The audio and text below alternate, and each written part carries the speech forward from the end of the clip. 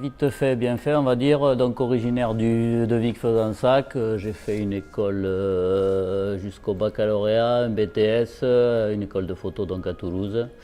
Et puis de suite parti dans le monde du travail, d'abord dans un studio photo à Montauban. Et puis après, comme j'étais un peu feignant, je suis parti sur la côte landaise à Hossegor faire des saisons en tant que photographe.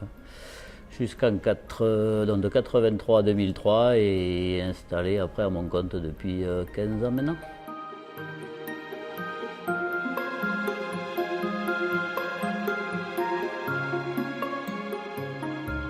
Alors l'histoire revient un peu de Plémon et grâce à Plémon, pour qui je travaille régulièrement. Et c'est vrai qu'ils ont leur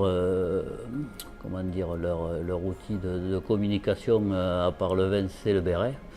Et donc c'est vrai qu'à force de faire des photos de bérets dans les vignes, dans les chais avec eux, Vic-Fezensac, une bodega m'a demandé de faire une expo autre que des photos de taureaux ou de tempo latino. Et j'ai eu l'idée donc de faire une première apparition avec des bérets.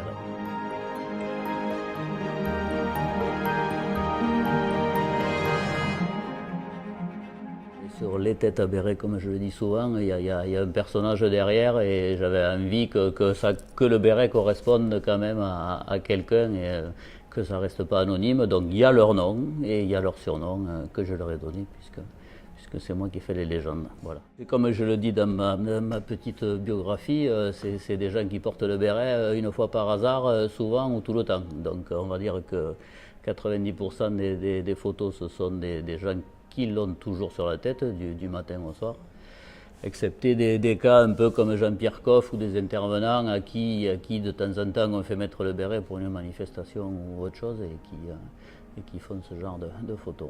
Je ressemble à rien avec un béret, donc non, jamais pas. Mais après, ça fait partie du. Moi, je suis gersois d'origine.